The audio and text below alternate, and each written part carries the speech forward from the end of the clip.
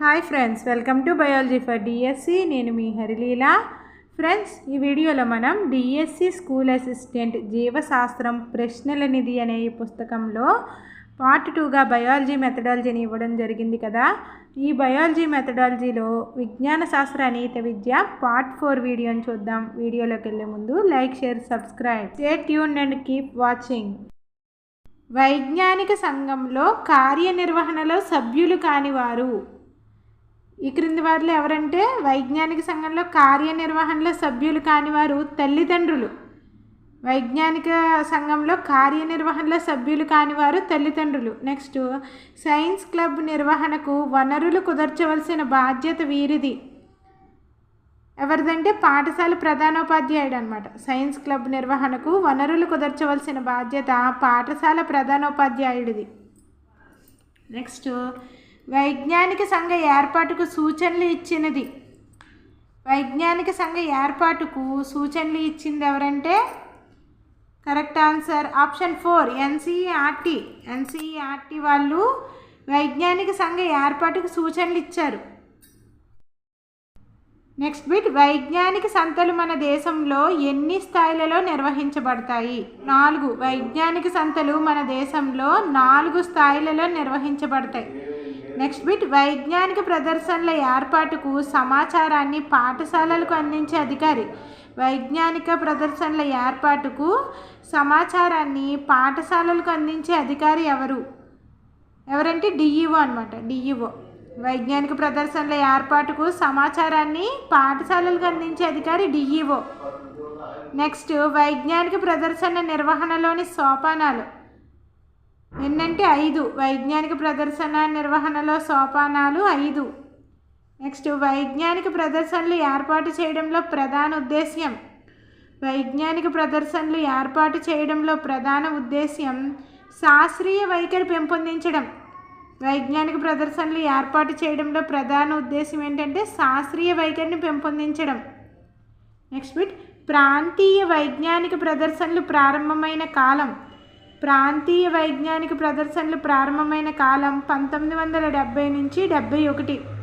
1970 నుంచి 71 మధ్య ఈ ప్రాంతీయ వైజ్ఞానిక ప్రదర్శనలు అనేవి ప్రారంభమైనాయి.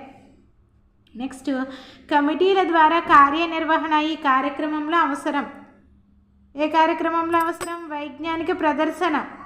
వైజ్ఞానిక ప్రదర్శనలో కమిటీల ద్వారా కార్యనిర్వహణ అనేది అవసరం అన్నమాట. వైజ్ఞానిక ప్రదర్శనలలో కమిటీల ద్వారా కార్యనిర్వహణ అనేది అవసరం. నెక్స్ట్, విజ్ఞాన శాస్త్రం పట్ల అభిరుచి రావాలంటే పాఠశాలలో ఇవి ఏర్పాటు చేయాలి. ఏవి ఏర్పాటు చేయాలి? వైజ్ఞానిక సంఘాలు. వైజ్ఞానిక సంఘాలు ఏర్పాటు చేయాలి. విజ్ఞాన శాస్త్రం పట్ల అభిరుచి రావాలంటే పాఠశాలల్లో వైజ్ఞానిక సంఘాలు ఏర్పాటు చేయాలి. వైజ్ఞానిక సంఘాలు.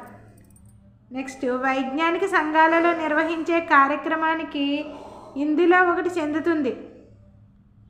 ఏం చెందుతుంది? ప్రత్యామ్నాయ పరికరాలు తయారు చేయడం. వైజ్ఞానిక సంఘాలలో నిర్వహించే కార్యక్రమానికి ఇందులో ఒకటి చెందుతుంది. ప్రత్యామ్నాయ పరికరాలు తయారు చేయడం అనేది వైజ్ఞానిక సంఘాల్లో ఒక కార్యక్రమం అనమాట.